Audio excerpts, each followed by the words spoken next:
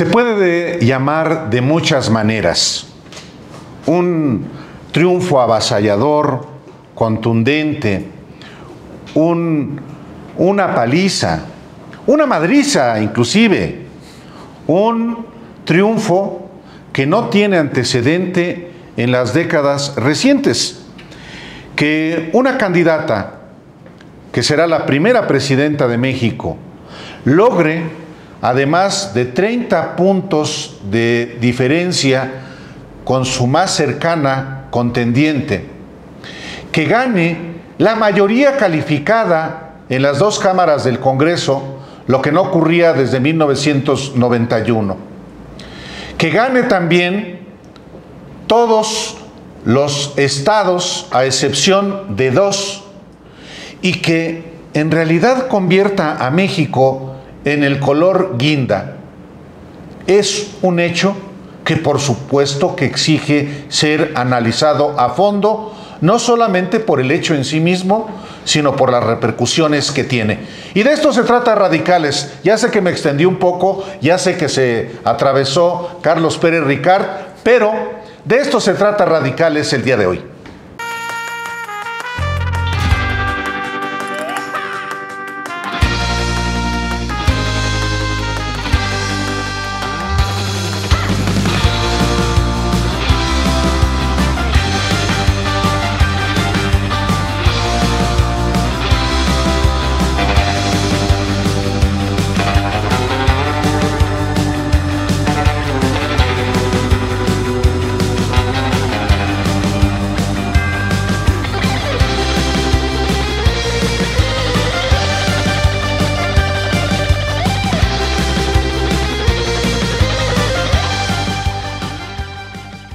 No sé ustedes, pero yo estoy contento. Contento de esta jornada electoral, contento también del resultado y contento, diría, también de la reacción que ha habido posterior al resultado electoral del domingo 2 de junio del 2024. Porque, Héctor Alejandro, tiene muchos significados esta jornada electoral. Bueno, la elección en sí misma, desde la parte logístico-operativa, ya era histórica. 20,000 cargos, poco más de 20,000 cargos en disputa, es algo que no habíamos visto. Y estamos ahora no solo ante esa inercia histórica, sino era mucho más importante lo inédito en la parte política. Por primera vez desde la alternancia tuvimos una elección donde el partido en el gobierno gozó durante toda la campaña de una preferencia electoral inédita, cosa que no ocurrió en 2006, no ocurrió en 2012, no ocurrió en 2018, sí ocurrió ahora. Eso nos debe llevar a una primera pregunta, o bueno, más bien a una primera confirmación de algo.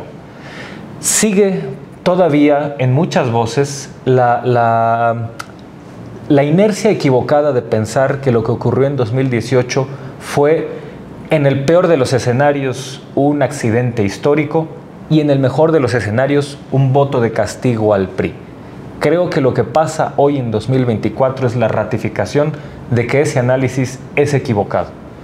Hoy hay un visto bueno, no un visto bueno, una solidificación, un respaldo aún mayor de lo que vimos en 2018.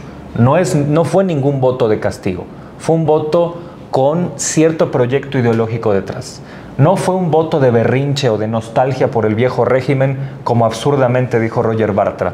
Es un voto que se ha trabajado a lo largo de muchos años, a partir de que una fuerza política hizo lo que los partidos políticos en general dejaron de hacer, que fue cubrir territorio, y no de manera simplemente pragmática de coyuntura electoral, sino cubrir territorio no solo para llevar propuestas, sino para escuchar propuestas, para recoger necesidades. Más allá de que esas necesidades se estén traduciendo de verdad en un programa de gobierno, hay una sensación legítima, válida, razonada de todos estos sectores de la sociedad mexicana de decir, estos que sí vinieron a escucharme están poniendo en el gobierno lo que yo esperaba de ellos. Y entonces ahí hay un trabajo de años que se está ratificando en esta elección de 2024. Yo quiero también cerrar con esto. Se ha dicho que las derechas no saben ganar a la buena, está el caso de Calderón, no saben perder a la buena, está el berrinche que han hecho desde 2018. Yo creo que hay que poner otra tesis en la mesa, y es que las derechas simplemente no saben competir en democracia, juegan suciamente, no se atienen a las reglas, vanaglorian discursos que deberían alertarnos como vuélvete sucio, go negative, haz campaña sucia en serio. Todas estas cosas que nos deberían dar mucho escepticismo, nos deberían dar, por la deshonra democrática, antidemocrática que conllevan, les dan espaldarazos. Y la cuestión que nosotros debemos extraer es esa. Las derechas, a juzgar por lo que vimos ayer, cuando a pesar de que los arrollaba un tren de votos, de todos modos tardaron demasiado en aceptar una derrota obvia y todavía jugueteando con la bilis de sus electores diciendo esperen al conteo rápido porque vamos a ganar, el voto oculto, y toda esta horda de autoengaños que en realidad solo sirven para radicalizar a una minoría que, insisto, puede volverse peligrosa. Ahora al ratito quiero tocar algunas peculiaridades de la noche, cómo queman las naves, cómo no aceptan la votación, cómo mienten y siguen mintiendo, aunque ya conocen que pierden por más de 30 puntos. Podemos hablar un poco más de eso más tarde. Pero quiero comenzar por lo elemental. Tras 200 años de vida republicana, una mujer va a ser presidenta, la primera mujer presidenta de América del Norte, una mujer científica, una mujer de izquierdas, una mujer que viene de la lucha estudiantil. No es cualquier mujer, es un fenómeno impresionante, histórico, lo que está sucediendo en nuestro país y lo que sucedió ayer. Y sin restarle mérito a esta mujer, sin dejar de poner énfasis en el hecho de que Claudia Sheinbaum por sí misma llega a la presidencia de la República, lo que presenciamos ayer no se puede entender de ninguna manera sin el fenómeno Andrés Manuel López Obrador. Andrés Manuel López Obrador ayer estuvo en la boleta por cuarta ocasión sin estarlo, y hace que su imagen, su mito, su legado adquiera otro tono del que tenía antes del 2 de julio. El impacto de su presidencia, el impacto de su legado, lo que significa hoy el obradorismo después de los 35 millones de votos que recibió ayer Claudia Sheinbaum, es completamente distinto a lo que habíamos siquiera hablado aquí la semana pasada cuando hablábamos del legado del obradorismo. Porque logró configurar una izquierda popular. Lo más complicado para la izquierda en América Latina siempre ha sido lograr avanzar un gobierno progresista y al mismo tiempo tener más y más respaldo popular. 30 millones de votos tuvo en 2018, 35 millones de votos va a tener en 2024.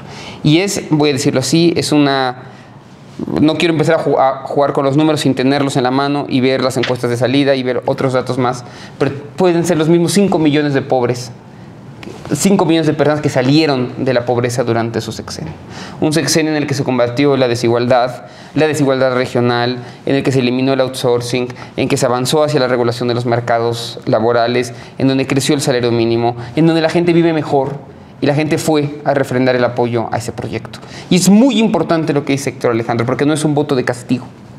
No es un voto de castigo como el del 2018 podía haber sido interpretado, sino la consolidación de un proyecto más amplio. Entonces, estamos ante algo fundamental para la vida republicana, muy importante la responsabilidad que se le da a Morena, el poder que se le da, pero con ese poder también se le da muchísima responsabilidad, mucha más de la que tuvo Andrés Manuel López Obrador en 2018. Ya no hay pretextos para no hacer las cosas. Ahora tiene la mayoría calificada, tiene el control de prácticamente todos los estados. Y hay que decirlo, hay estados donde no debió haber ganado Morena, no porque la candidata no fuera buena, sino porque la administración, por ejemplo, en Morelos, fue trágica durante los últimos 6 años, y aún así la candidata de Morena saca más de 20 puntos de ventaja. De ese tamaño es la confianza que tiene y que tuvo el pueblo de México al proyecto de Andrés Manuel López Obrador, y es la hora que no pueden decepcionar y que tienen que comenzar a gobernar mucho mejor desde el local, a legislar mucho mejor a nivel federal y ahora sí hacer cumplir las promesas de la Cuarta Transformación. Empiezo por ahí porque me parece que es lo fundamental y ya a lo largo del programa iremos hablando ya de las particularidades de la noche y la coyuntura, pero eso es lo relevante. Claudia Sheinbaum, presidenta de México, el proyecto de Andrés Manuel recibe, es fortalecido por el apoyo popular. También hay otra manera de leer esto mismo. Yo creo que es un triunfo efectivamente de la estructura que se armó en estos 6 años y de la idea también que se vendió desde la presidencia de la República. Eso es innegable. O sea, ahí hay una, digamos, una asimilación de las mayorías, pero yo vería sobre todo por encima de todo la victoria cultural, porque la victoria cultural es la que permite que las mayorías se compren ya con una idea muy clara de qué se están comprando, se compren una idea de transformación. O sea, el hecho de escuchar este audio, este video donde un señor dice: estoy aquí parado en Polanco, soy jardinero, me quieren hacer que vote por Xóchitl Gálvez, pero a mí no me hacen güey, no me van a hacer güey. Yo sé quién es Xóchitl Gálvez y sé perfectamente quiénes son también ellos. Esa es una victoria cultural que se sobrepone, digamos, incluso al triunfo mismo, porque le da garantías al triunfo. El triunfo no es electoral, el triunfo es de masas convencidas que sí, eventualmente en algún punto acuden a las urnas, y acuden a las urnas y expresan lo que ya se han comprado de antemano. Yo creo que esa es una lectura muy poderosa y muy comprometedora para el movimiento. Ahora, el voltear a ver desde la victoria cultural a los partidos también da algunas señales. Por ejemplo, los partidos tradicionales, PRI, PAN y PRD, han hecho todo lo posible para burlar a las bases. La mejor manera la ha descrito Álvaro Delgado con el mismo Partido Acción Nacional, como el grupo que está ahorita en el poder, como lo ha narrado Álvaro por años, se fue corrompiendo y tomando, sin ser inteligentes, tomando posiciones dentro del PAN y menospreciando a las bases. Bueno, el pueblo menospreciado, las mayorías menospreciadas, las bases de esos partidos menospreciadas, esas bases se la creyeron. Es decir, pues sí entendieron que había un menosprecio desde el gobierno, desde los partidos, y entonces dijeron: ok, está bien, ok, ya. Me estás menospreciando, pues ya te lo compro. Y te lo compro y voy a tomar mi propia decisión. Y entonces la exclusión termina formando una masa crítica e informada que toma decisiones, y eso a cualquiera desde la oposición debería asustarle.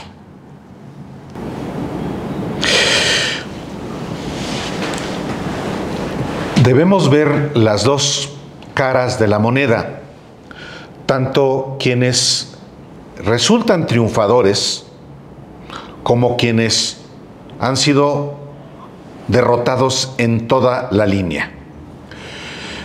Comienzo por los vencedores.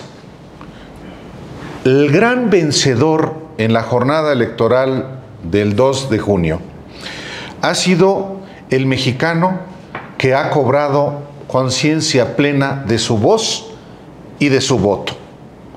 Un fenómeno que no sería posible sin un individuo que tiene una biografía de lucha social, que por más derrotas que le infligieron en la apuesta que siempre ha tenido, que es la lucha por la democracia por la vía pacífica, logró efectivamente lo que él denomina la revolución de las conciencias.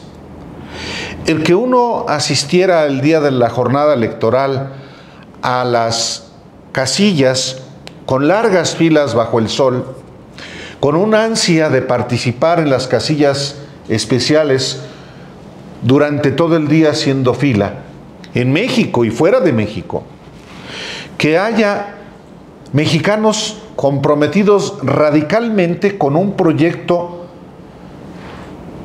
asistiendo a la vigilancia de todas las casillas electorales a lo largo del país, como fue el caso de Morena y sus aliados y que no fue el caso de sus adversarios, sí muestra que hay una revolución de las conciencias impulsada por Andrés Manuel López Obrador y que convoca a más millones de mexicanos que en la elección de él mismo, que estén ratificando su proyecto con una candidata que no hacen menos, sino al contrario, la respaldan como mujer, marca también una característica novedosa en el comportamiento político.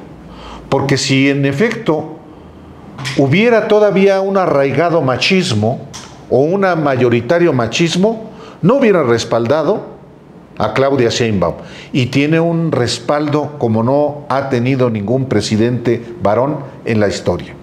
Eso me parece que tiene que ver con esta revolución de las conciencias, de la idea de que, por ejemplo, inclusive las mujeres son más honestas para gobernar, para la administración pública. Eso también forma parte de la victoria cultural de la que habla Alejandro Páez.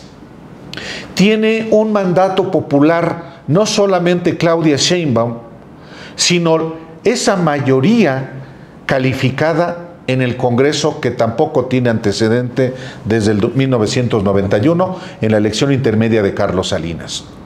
Y el mandato tremendo que los mexicanos le han dado a Claudia Sheinbaum y a los partidos que la impulsan es para que haga reformas que no se pudieron hacer en el gobierno de Andrés Manuel López Obrador por el obstáculo que imponía no solamente la oposición, sino la propia Suprema Corte de Justicia de la Nación. Pienso, sin embargo, que va a tener que actuar de una manera incluyente, dialogante, sin aplicar esa mayoría contundente con despotismo, con soberbia, sino buscando el diálogo, pero esas reformas tienen que hacerse, porque ese es el mandato popular, porque eso fue lo que se ofreció y eso fue lo que se pidió a los mexicanos y los mexicanos lo otorgaron. Eso en cuanto a la parte de los ganadores.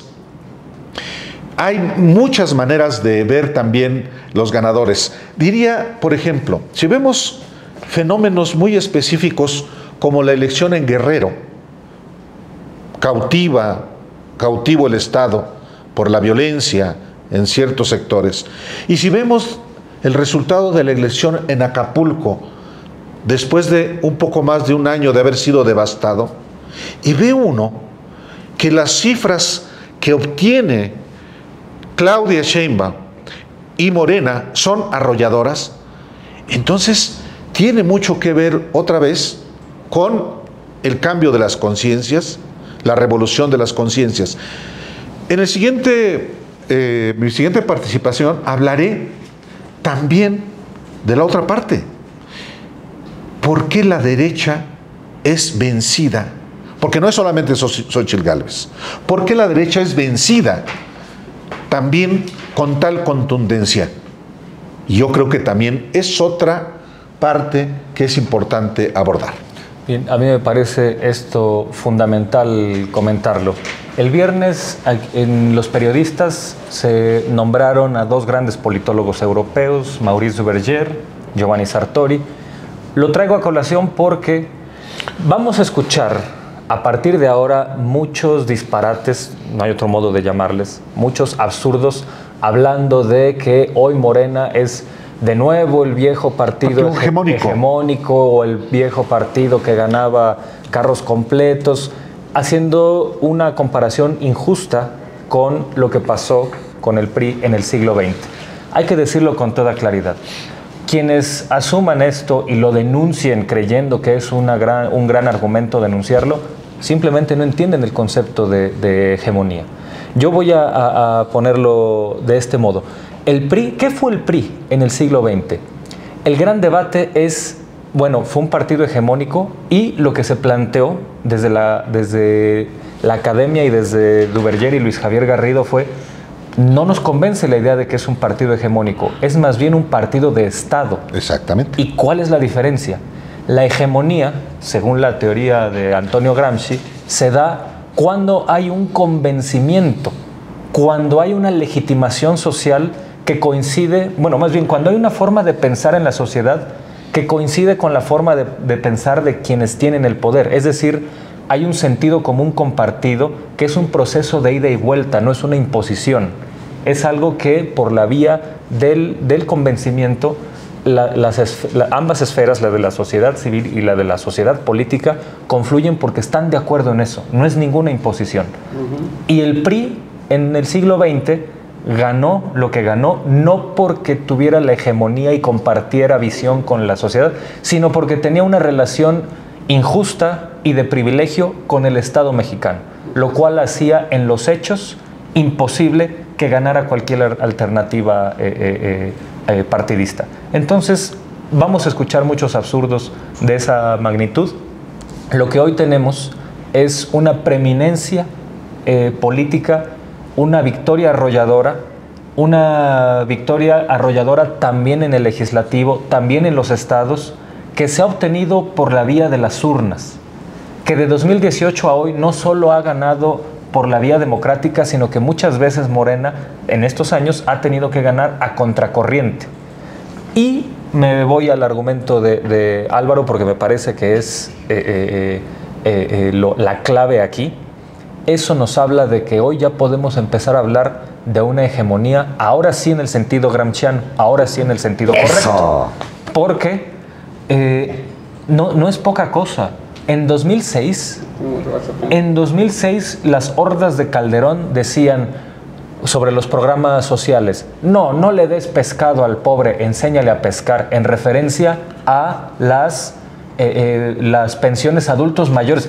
¿Qué clase de persona puede decir, sí, a los ancianos hay todavía que explotarlos más? No, a ver, ya hoy, apenas 18 años después, 12 años después, se asumió ya que los programas sociales, por ejemplo las pensiones, son algo que vale la pena, que todo mundo tiene que hacer, a tal grado que el señor Felipe Calderón, en un programa con Leo Zuckerman presentando su libro, él mismo, que hace 12 años decía lo contrario, dijo: bueno, está bien, los programas sociales han demostrado ser buenos.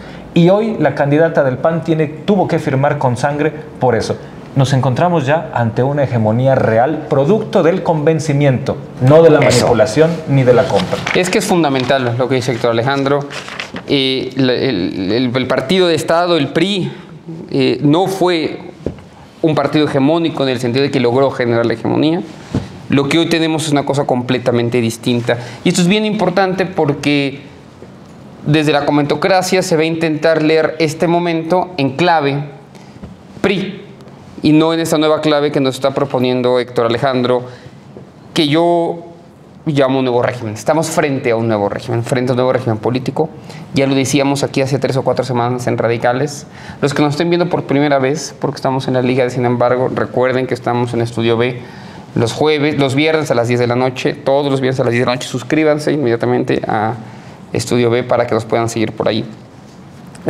Pero decíamos, porque hemos hablado pues de la elección todo este tiempo, cuando conversamos sobre la marea rosa, una cosa que yo planteaba es que era el coletazo de los partidos de la transición, PRI, PAN, PRD, intentando reconfigurarse.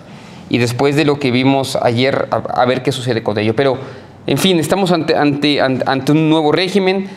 Esto que ellos llaman siempre, ¿no? La polarización en realidad se politizó. Esa polarización tomó nombre, tomó lugar y está tomando sentido a través del 60% de la población que votó por el proyecto de Claudia Sheinbaum. Sobre la oposición quiero decir 4 o 5 cosas. Lo primero, es un fracaso enorme, apoteósico. Lo que sucedió ayer para ellos es enorme. Para que se den una idea, Xochitl Gálvez va a tener menos votos que Anaya y Mid combinados. El porcentaje de votación de PRI, PAN, PRD es realmente raquítico. Y no solo eso, sino que en el baile, en la apuesta a la nada, perdieron lo poco que les quedaba, que era su identidad partidista.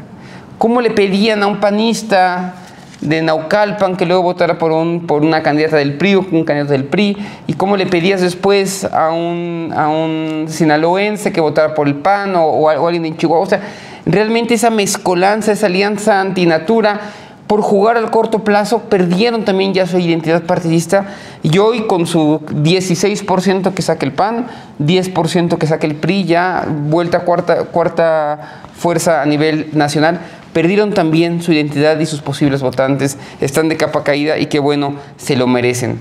Se demuestra también que Xóchitl Gálvez fue una pésima candidata presidencial. Se dijo aquí en Radicales, se dijo aquí en Periodistas, semana tras semana, lo mala candidata que era. Y sin embargo, es impresionante cómo desde la televisión y desde los medios hegemónicos se planteaban que un buen discurso de Xóchitl Gálvez era ya increíble. Que 2, 3 frases con sujeto, verbo y predicado que lograba poner, ya era con teleprompter, increíble, con teleprompter, pero ya era un gran discurso, ¿no? Que si decía vida, libertad y no sé qué, bueno, es que ya encontró su narrativa, por fin encontró su narrativa, pues que encuentre los votos, porque con narrativa no se gana una votación. De producto milagro pasó fue un producto milagro, completamente. Y un tema también recurrente aquí en Radicales, sus intelectuales de verdad tienen que ir y pedir disculpas a su público, porque durante 6 meses, durante 8 meses estuvieron vendiendo humo. Después de esta elección hay mucha gente que tiene que salir a pedir disculpas, porque son grandes mentirosos, porque son gente que realmente no habló con la verdad durante este tiempo, encuestadoras que no hablaron con la verdad, pero sobre todo opinadores que vivieron en una realidad alterna y que se aprovecharon de mucha gente que les siguió y que les creyó, y esa gente de verdad debería estar ya fuera del circuito de la comentocracia mexicana. Es que al final, tocayo, en efecto, y por supuesto coincido con todos ustedes, porque el análisis se ha ido justamente hacia el corazón del tema. Al final, la revolución de las conciencias es en sí misma muy, muy kantiana, pues porque es en el sentido de Kant. Eres libre en tanto que tengas conciencia de que eres libre, pero eres doblemente libre si no solamente tienes la conciencia, sino cuando ejerces tu libertad. Y lo que vimos este domingo es exactamente eso, es masas ignoradas que decidieron ser libres. Pero no solamente comprarse la idea de la libertad, porque yo me puedo decir libre. Es más, vivimos en un país libre, donde todo el mundo puede hacer lo que sea, incluso los intelectuales pueden hacer el ridículo. El tema es cuando tú entiendes que esa libertad la puedes ejercer, y es entonces que tienes la conciencia sobre tu propia libertad. Y es, digamos, en ese sentido muy, muy kantiano. Y tal cual, o sea, lo que decía Gramsci sobre la hegemonía, él definía una hegemonía cultural, justamente porque ahí está el quid del asunto. Él define una hegemonía cultural donde un grupo se impone sobre el otro. Él obviamente hablaba sobre el discurso de las minorías sobre las mayorías para dominarlo, ¿no? O sea, un discurso lo suficientemente poderoso para mantenerte aplastado siempre, que es el sentido gramsciano, digamos, de esa, o una de las interpretaciones, porque puede tener 1000, de la idea de la hegemonía de Gramsci. ¿Qué sucede en el sexenio de López Obrador? Y yo creo que esa es la lección más profunda de esta elección. ¿Qué sucede en el sexenio de López Obrador? No solamente avanzamos en la construcción de una idea de una nueva nación, que él se atreve, vamos a ver si se cumple, pero que él se atreve a llamar la 4T, ¿no? La cuarta transformación. Vamos a ver si termina siendo una cuarta transformación. Pero lo de ayer...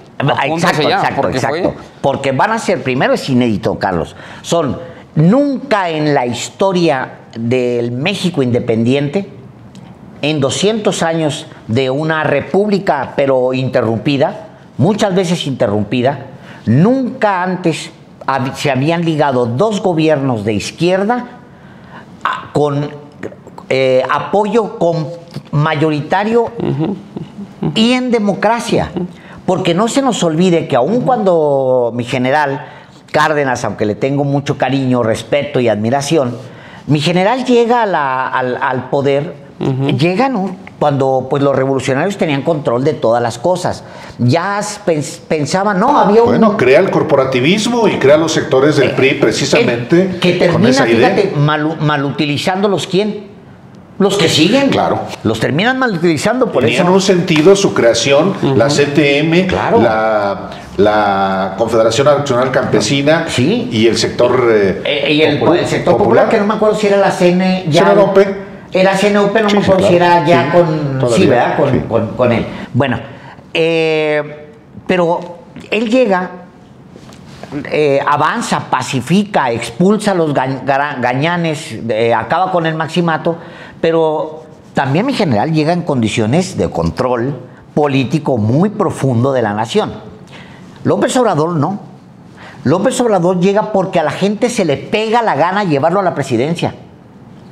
Y para este segundo tramo, a una mayoría todavía más abrumadora, decide llevar el López Obradorismo más lejos. Y esa sí es una revolución de las conciencias, de fondo. Es que lo que también ayer, lo que este 2 de junio ocurrió, es algo que también deben registrarlo los opositores, la derecha, pues. Los mexicanos no son imbéciles. Imbéciles son ellos. Cuando se haga una evaluación, cuando la derecha realmente quiera encontrar las auténticas razones de su fracaso, tiene que mirarse a sí misma. De eso voy a escribir mi columna de este martes. Álvaro, perdóname. Yo tuiteé, estábamos platicando, Alejandro, exactamente lo que acabas de decir, lo tuiteé hace 20 minutos y lo leo porque va a parecer que te lo estoy diciendo. Yo dije, X, el Disneylandia de las derechas, que platicamos Héctor, Alejandro y yo, no es México. No lo van a aceptar. Van a seguir aquí, en X, porque aborrecen empolvarse y menosprecian el contacto con la realidad. Seguirán aquí para no encontrarse a sí mismos y verse como son, una papilla de rencores, frustraciones y derrota. Bueno, es que si queremos encontrar la explicación de la derrota, no solamente hay que verlo desde el punto de vista político, desde el punto de vista electoral, sino hasta desde el mismo punto de vista psicológico. Por supuesto. ¿Qué representa un comportamiento tan vil, tan falaz de la derecha en México, que quiere, insultando a los mexicanos, particularmente a los más pobres, ganar elecciones? No hay manera de que esto ocurra, porque tiene que ver también con la revolución de las conciencias, que tiene que ver también con una práctica democrática. Es decir, hoy tenemos en nuestro país, y lo decía yo desde la vez pasada en Radicales, una arquitectura jurídica e institucional creada por el PRIAN, y con esa arquitectura jurídica e institucional creada por el PRIAN es como se celebran elecciones. Con esas reglas se integró el Consejo General del INE de manera parcial, y con esas reglas, con esas instituciones, se pudo organizar la jornada electoral o todo el proceso electoral que deriva en la jornada electoral del 2 de junio, que convoca a millones de mexicanos que le dan un rotundo respaldo al proyecto gobernante. ¿Alguien puede decir que se trató de una elección manipulada, de una elección de Estado, como todavía lo están diciendo muchos. Bueno, si hay quien lo dice, y claro que lo hay y va a seguirlo habiendo, es porque esa derecha no ha terminado de entender en qué país vive. Y ya no solamente en términos de la estructura jurídica e institucional para los procesos electorales, no ha terminado de reconocer que en realidad desprecia profundamente a sus compatriotas y hasta a México. Es una derecha que odia y que debería amar. Es una derecha que piensa que solo por el hecho de existir las masas van a seguir, que solamente porque de pronto hay personajes que aparecen en las pantallas de la televisión son la conciencia de la sociedad. Y en ese sentido, yo advierto que si esa derecha no es capaz de admitir que todo lo que se ha hecho en los más recientes 6 años, voy a poner este periodo porque podríamos hablar perfectamente desde Salinas. Salinas, por supuesto. Desde Salinas, porque son prácticamente los mismos personajes, los mismos clanes, los mismos grupos de poder y los grupos oligárquicos. Son exactamente los mismos, pero solamente en esos 6 años tuvieron la oportunidad de generar un cambio en su comportamiento para buscar resultados distintos. No, se portaron igual, queriendo que hubiera comportamientos diferentes con exactamente los mismos. Y esa es, desde mi punto de vista, una de las partes del fracaso de la derecha de este domingo 2 de junio. Lo digo de esta manera, al mismo tiempo que hay una victoria cultural del López Obradorismo, hay una derrota cultural también de la derecha, que en la medida en la que no modifique, por lo menos mínimamente, su proyecto, en esa medida va a seguir ahogándose en su propio vómito. Bueno, de acuerdo. Pero es que estoy de acuerdo en esta tesis, aunque creo que antes de construir un proyecto, yo creo que deben mirarse al espejo y poner los pies en la tierra y hacer un diagnóstico, ya no digamos del país, de sí mismos. Primero, ¿cuál fue la gran ventaja que tuvo Movimiento Ciudadano con respecto a ellos todo este sexenio? Algo muy sencillo, una mínima dosis de realismo, de decir, a ver, ¿qué compañías nos hacen daño y qué ventajas tenemos de ir solos y qué limitaciones tenemos de ir solos? Y vieron que con todo y todo, al mediano plazo eso era menos destructivo para ellos y tomaron una decisión acertada de ir solos.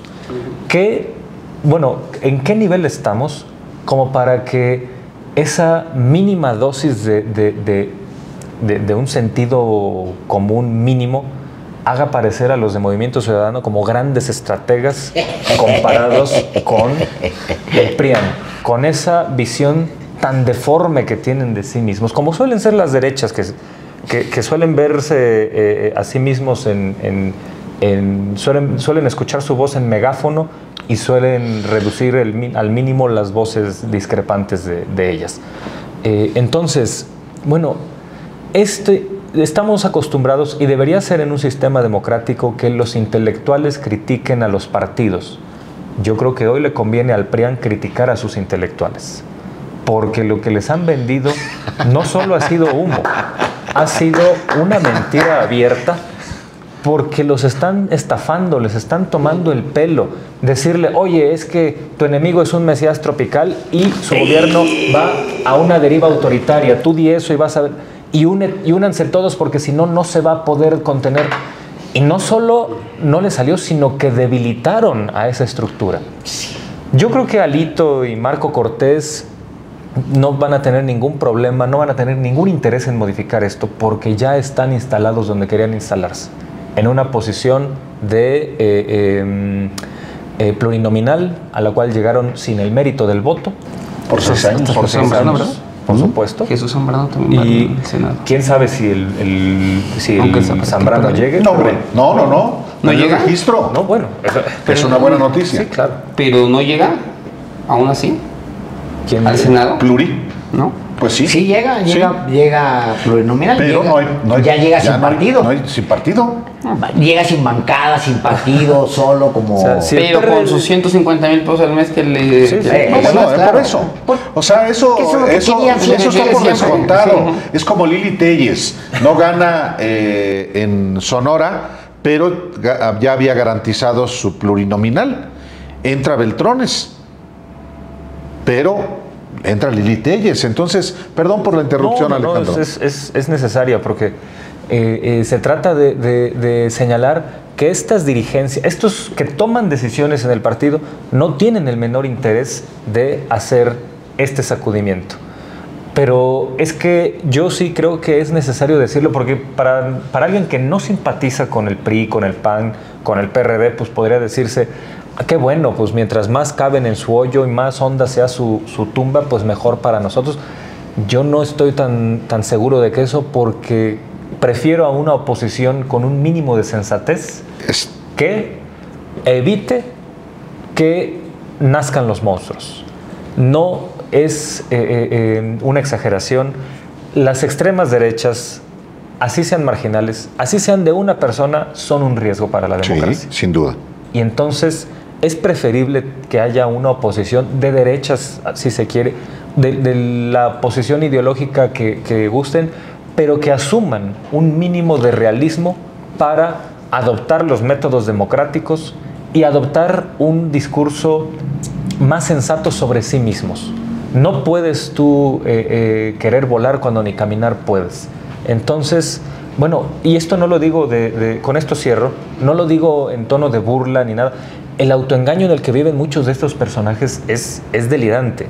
En 2016, en algún debate en la Facultad de Ciencias Políticas y Sociales, Jesús Ortega me decía, en 2018 el PRD va a ganarle a Morena por 3 o 4 puntos la Ciudad de México. Y yo le dije, bueno, es que no te han dado cuenta que desde 2008 el PRD es un partido zombie. Tiene la vida prestada porque López Obrador les dio un último aliento de 2008 a 2012. Pero lo que tenemos es un partido, ya ni bonsai, como decíamos el otro día aquí, de esos partidos enanos caros y que no crecen, sino un partido zombie, absolutamente. Y yo les apostaba que era más fácil que perdieran el registro a que lograran algo. No, vamos a ganar. Y lo dijeron no en una coyuntura de campaña política donde se puede entender este discurso triunfalista, demagógico. No, era realmente su análisis. Están metidos en el autoengaño y eso los hace peligrosos. Yo quiero comentar cosas de ayer, del domingo, de la jornada electoral. Escuchándolos a ustedes el viernes, cuando se filtra la cuenta, cuando se vulnera la cuenta del general secretario, bueno, no es que se vulnerara, sino que hay una estrategia ahí por apropiarse de la arroba del general secretario, en donde más bien esa cuenta llamaba casi un levantamiento armado por parte de la Sedena, y diferentes cuentas de internet comenzaban a realmente enrarecer el ambiente desde el viernes rumbo a la elección. A mí me comenzaba a preocupar mucho que fuéramos a tener una jornada electoral muy violenta, con muchos agitadores, con muchos provocadores, quema de urnas. Y tenía la sensación de que al discurso de la cancha dispareja o de la elección de estados iba a agregar también el de elección violenta y que les iba a dar armas para hacer lo que ellos han querido hacer siempre, en los últimos meses, que es judicializar la elección e intentarla tirar a la mala. Lo que no ganan en las urnas, ganarla en los tribunales. Y yo estaba muy a la expectativa de que eso fuera a suceder. Y me dio mucho gusto ver que la jornada electoral fue muy pacífica, fue muy tranquila. No lo fue en general el ciclo electoral, que fue muy violento, pero el domingo, la verdad es que hubo un gran trabajo por parte de la Policía de la Ciudad de México, en particular de Guardia Nacional, de Inteligencia, que evitó este tipo de escenarios que nos pudieran haber puesto en un lugar bastante preocupante. Entonces, eso me gustó mucho. Quiero hablar también sobre Xóchitl Gálvez ayer. Xóchitl Gálvez iba a pasar a la historia como una muy mala candidata presidencial, pero ayer pasó como una pésima demócrata, porque el salto hacia adelante de esos tweets en donde le decías a su gente no se vayan a dormir, están escondiendo los votos, perdiendo 2-1 la elección presidencial, con toda la evidencia alrededor, no saliendo a reconocer a tiempo. No, diciendo que ganó. Diciendo además que ganó a las 7 de la noche. Ustedes, padrísimo, o sea, es un momento buenísimo de los periodistas. Cuando ponen la cara de Jesús Zambrano. Cuando ponen la cara de Jesús Zambrano. No, y cuando está tuiteando en tiempo real Xóchitl Gálvez, le digo a Álvaro, es como Britney Spears, güey. O sea, en tiempo real, frente a toda la audiencia, rapándose, ¿no? Xóchitl Gálvez volviéndose loca. Con todo respeto para Britney Spears, porque además es un icono del pop, ¿Quién la asesoraba en ese momento? ¿Quién le estaba diciendo qué? Lo mismo grupito. ¿Quién? Pero permanente. Max Cortázar. Krill. Puros derrotados. Yo no sé quién, pero es mediocres. Que no ganan una elección. Sucios. Ayer viéndola. Y luego no sé por qué todavía tuve fuerza para ver su discurso en donde reconoce la derrota. Hay un momento, un pésimo discurso. Además, ni siquiera tuvieron a bien como preparar. O sea, sabían que iban a perder y no tuvieron a bien preparar 3 hojas bien escritas con sujeto, verbo, predicado, otra vez, tal. Y luego tiene todavía este momento, porque ahí es cuando uno se da cuenta de quién es este personaje. Termina el discurso y luego dice, nos vemos en 3 o en 6 años. Sí. ¿Cómo que en 3 o en 6 años, no? Ya había acabado la discusión. Grotesco. ¿Quién es esta señora? ¿Quién compitió? ¿A quién representaba? ¿En qué cree? ¿Quién es? Ya lo hablamos aquí en Radicalas también. Es este rompecabezas cuyas piezas jamás acoplaban. Y aparte, perdón Carlos, te interrumpo para dar fuerza a este argumento que planteas. Aparte, cuando sus hordas llevan toda la campaña diciendo si no gana Xóchitl ya no va a haber elecciones ni en 3 ni en 6 años. Su compromiso democrático. Híjole. Y estos infelices, Marco Cortés y Alito Moreno, saliendo a las 6 de la tarde a decir, ganamos Puebla. Ganamos Yucatán, ganamos Veracruz, ganamos, o sea, yo decía, la Ciudad de México por 5 puntos, perdieron por 15, de verdad, y los veías convencidos porque en esa imagen, estuvo muy bueno, ustedes como fueron proyectando cada uno de ellos, pero Alito Moreno sí se la creía, ¿no? O sea, sí de la cara y... es un simulador profesional. Era un simulador profesional. Sí. Un actor ¿Hasta cuándo van a seguir orden? mintiendo? Como ¿para qué? ¿Para qué van a seguir mintiendo? Bueno, y una última cosa que ayer me gustó. Claudia Sheinbaum y realmente que no saliera ella a proclamarse victoriosa, que Claudia Sheinbaum esperara al mensaje de Tadei, contrario a lo que hizo Andrés Manuel López Obrador toda la vida, contrario a lo que hacen los dirigentes políticos toda la vida, creo que puede ser un mensaje de cambio en la cultura política mexicana. Se portó a la altura. Reconozco su discurso en el Hilton y su discurso en el Zócalo como discursos presidenciales. El reconocimiento de que hay una parte del país que no comulga con ella, el reconocimiento de la diferencia tal cual lo hizo en el Zócalo. Entonces, el primer mensaje presidencial, digamos, ya para analizar la política, me parece que es un buen paso. Dice, vamos a respetar muchas cosas, pero vamos a transformar. Vamos a transformar, vamos a ofrecer tolerancia, vamos ese a ofrecer fue el mandato pero vamos que le a dieron transformar, los mexicanos. Entonces, muy buenos 2 discursos y un buen principio el haber respetado, digamos, los tiempos de la autoridad electoral, que mantuvo ahí un silencio ahí que no se entendía muy bien de 45 minutos, 50 minutos entre las 11 y casi las 12 de la noche, pero al final creo que vimos una buena jornada electoral, contrario a las expectativas que yo tenía el viernes en la noche. Entonces me voy contento por eso. Sí. Hoy en la mañana, frente a la derrota en Monterrey, Mariana, la esposa de Samuel García, se arregla las pestañas o no se las está rizando mientras comparte que posiblemente perdió, que los números no le favorecen, etcétera, con una frivolidad que identifica a Movimiento Ciudadano, pero también identifica a la derecha. Es la frivolidad, como lo es Movimiento Ciudadano de la derecha, sí. Hay una cuenta de Twitter fenomenal que dice: ojalá la vida me valiera madres como Marianita. Mientras, Claro. acabas de perder la elección y porque no hay mística. Porque no perdieron las mayorías. No perdieron los pobres, no perdió un proyecto. Perdió como se pierde un like, como se pierde un seguidor. No, la sufriría más. La gente a lo mejor lo sufriría más. Pero fíjate, es la misma derecha de siempre. Es la misma, Carlos.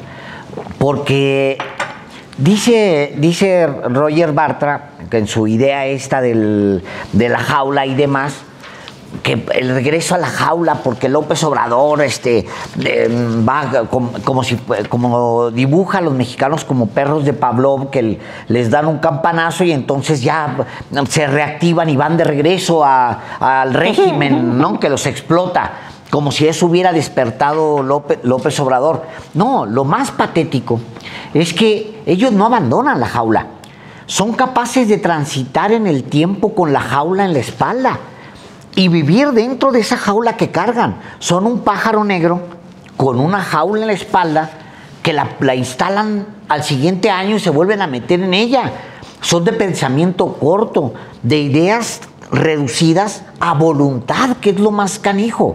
Porque yo no puedo entender a Mariana, pero no puedo entender a quien la hace candidata. Puedo entender al bobo de Samuel García, pero no puedo justificar al que lo hace candidato. O sea, eso sí tienen una idea de qué se trata un proyecto político. No puedo renunciar a culpar a Dante Delgado por la cantidad de mediocres que hay metidos en su partido. No puedo evitar decir que el personaje es un tipo que le hace daño a la política, porque además es un Fidel Velázquez que tiene en control de ese partido político ya más de 30 años. O sea, tampoco me puedo hacer, ay, qué chistosa la señorita. Pues sí da risa. ¿Cómo no va a dar risa? Alguien que se está exhibiendo a sí misma como una ridícula. Cuando está tratando de ganar los votos de la gente que confía en los políticos, no está rizándose las pestañas como perdí un like, ¿no? Tremendo. Esa frivolidad es tremenda. Frivolidad. Así ahora empezó la campaña de MC, tomando cerveza, Álvarez Maínez y Samuel García en la mansión de estos cuates, y así termina su campaña electoral, rizándose las pestañas. Sí. Es de la frivolidad. Así empezaron, así terminó la campaña. Y así terminan los países en manos de los depredadores. Porque, ¿cuál es la diferencia entre esta señorita y Vicente Fox? Hay varias. Sobre todo que ella es agradable, es una influencer al final. O sea, eso es atractivo, pues, para las redes. Es una influencer, una mujer agradable, guapa, etcétera. El otro es un tipo feo. Los dos son igual de mediocres. Y los dos son igual de nocivos en el poder. Iguales de nocivos, porque Mariana va a ser, sin duda, otro Vicente Fox, elevado por las élites, construido de la nada. O sea, esos son los grandes riesgos. Recojo todas mis fichas de lo que acabo de decir y empiezo a cerrar. Mi diagnóstico con respecto a la derecha y al PRIAN en particular es que no va a haber una reconciliación consigo mismo. El PRIAN no se va a reconciliar consigo mismo, porque la reconciliación tendría que pasar por el reconocimiento de sus errores. No se va a reconciliar con su realidad y consigo mismo porque tiene que aceptar errores. Y si algo aprendimos de esta generación de prianistas, de intelectuales y de derechosos, es que no saben, no conocen la autocrítica, no la conocen, ni siquiera la reconocen y entonces no la invocan, no invocan la crítica. Renunciaron, en el caso de los intelectuales, a hacer la crítica desde que están pegados a las ubres del poder. Desde entonces ya habían renunciado ellos a la crítica, pero los partidos políticos ni siquiera tienen la inteligencia de superviviente. La inteligencia para decir, me tengo que criticar, güey, o me va a llevar el carajo. Tengo que reconocer mis errores o me voy a ir, ya me fue el carajo, me voy a ir al abismo. Y eso no va a suceder. La diferencia, Alejandro, Héctor Alejandro, la diferencia, Carlos, es que Claudia Sheinbaum, la nueva presidenta de México, ya no los necesita. Precisamente porque el tremendo mandato popular que le ha dado México a Claudia Sheinbaum tiene que ver con hacerlos a un lado. Yo decía al principio de esta mesa de radicales, radicales especial que hoy lunes se va a transmitir a las 8 de la noche.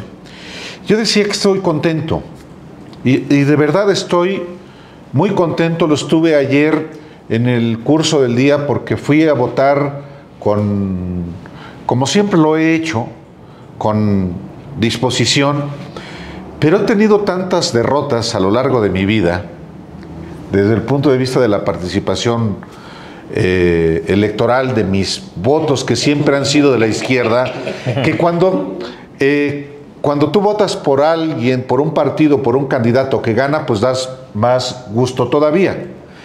Estoy contento, sí, por lo que Carlos decía de una jornada electoral que se presagiaba violenta y que al final de cuentas resultó en general muy pacífica, con una alta participación de mexicanos, con disposición de hacer que su voto cuente, no solamente que se cuente, con darle un respaldo a una fuerza en la que ha depositado su confianza. Y todo esto me parece que es importante, más allá también, diría yo, de ciertos arrebatos, de ciertos comportamientos grotescos.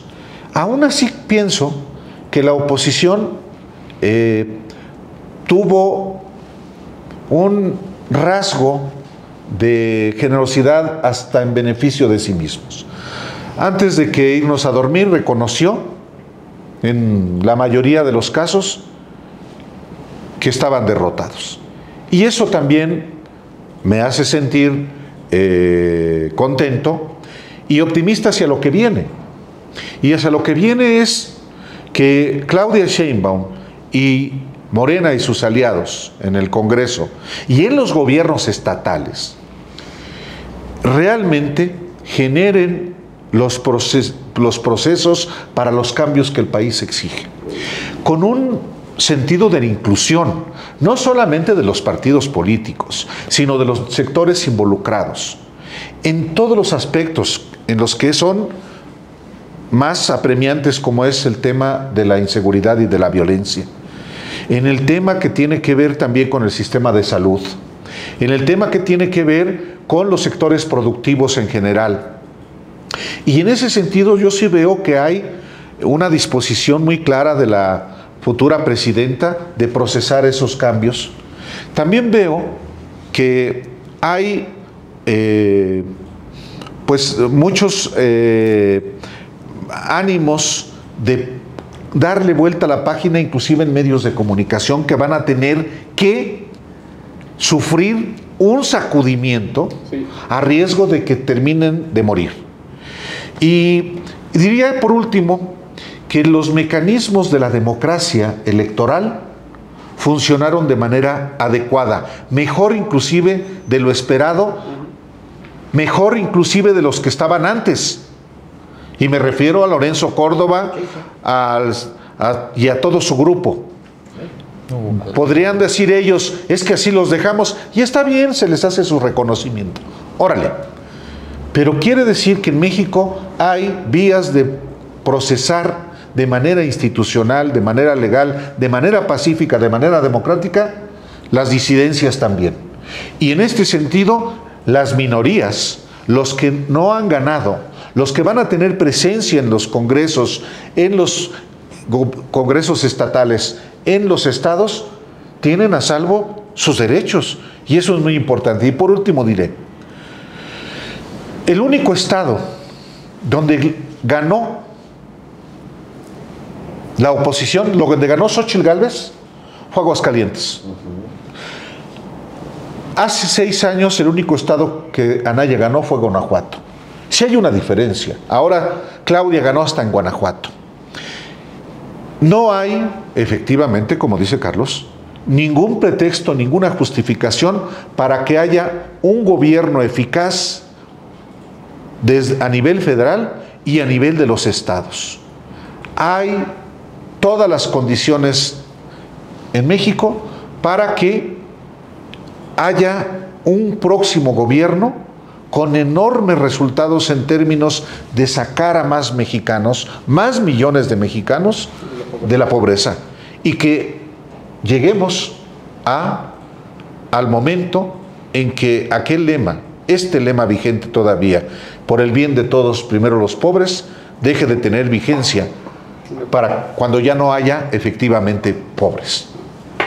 Bien, bueno, yo quiero comentar algo que me parece relevante, y es lo siguiente: la democracia está sobre todo en las prácticas, como ya lo hemos dicho aquí en Radicales. Es muy saludable que haya, sí, instituciones electorales, instituciones democráticas de primera, leyes electorales, leyes democráticas de avanzada, pero siempre vamos a tener que observar la conducta real, la conducta en el terreno de los políticos y las políticas. La cultura política es donde hay que poner la lupa. Y a mí me parece que hay una gran distinción en Claudia Sheinbaum en sí misma, porque de principio a fin yo sigo utilizando un concepto que es de Carlos y de la abogada Vanessa Romero, que es sustancia presidencial, que me parece muy acertado para definir lo que fue Claudia Sheinbaum todo este tiempo como candidata, la noche de la elección y en su discurso posterior. Porque miremos cómo se desenvolvió la campaña. En tiempos donde hay rispidez, como dijo la señora Gálvez, rispidez propia de campaña, momento. Hubo posibles razones para que Claudia Sheinbaum pudiera haber hecho acusaciones al entorno familiar de Xóchitl Gálvez, y no lo hizo. Se puso límites que no respetaron en la campaña de Xóchitl Gálvez. ¿Qué pasó, por ejemplo, ayer, el día de la jornada electoral? La candidata ganadora, la que abrumadoramente tenía todo a su favor en las encuestas de salida, prefirió esperar, prefirió recibir los números oficiales para hacer un posicionamiento. Mientras la oposición, con sus encuestas de saliva, no de salida, empezaron a decir tontería y media. ¿Y cómo trataron, por ejemplo, a Movimiento Ciudadano durante la campaña? Aunque Movimiento Ciudadano, la candidatura de Álvarez Maínez, le quitaba un voto a Xóchitl Gálvez y le quitaba 2 a Claudia Sheinbaum. Y sin embargo, ¿de dónde provino ese discurso prepotente, autoritario de son esquiroles de la oposición? Entonces, tenemos a una candidata, hoy presidenta electa, que ha tenido esa sustancia presidencial desde un primer momento y una actitud democrática en la competencia. Es hora de que esta derecha, por el bien de esa derecha misma y por el bien del país, aprenda a tener una actitud democrática, y para eso tiene que haber no solo un sacudimiento, tiene que haber machetazos, tiene que haber un desplazamiento de todo el lastre que cargan, de personajes impresentables, que los hay en todos los partidos, es verdad, pero estos tienen un mayor peso en la derrota, y también jubilar ya a esas voces estridentes que la han llevado al despeñadero. Vivimos tiempos estelares, y el día de ayer y la votación de ayer lo confirma, y es un placer poder conversar sobre esos tiempos estelares con ustedes, Álvaro, Alejandro, Héctor, en este programa especial que hicimos hoy de Radicales, hoy lunes 3 de junio. Vamos a tener el programa como siempre el jueves en la noche, el viernes en la noche a las 10. Suscríbase a Estudio B para que nos continúe apoyando, es un proyecto muy importante. y un placer haber compartido el programa de hoy. Así que nos vemos el jueves y por supuesto todas las semanas aquí en Radicales. Entonces, muchísimas gracias. Vivimos tiempos estelares, un placer estar con ustedes. Abrazos. Hasta la noche. En la noche. Ok, corte. ¿Cómo que hasta la noche? Sepa la señora, pues Ay, ¿qué? Hasta la noche.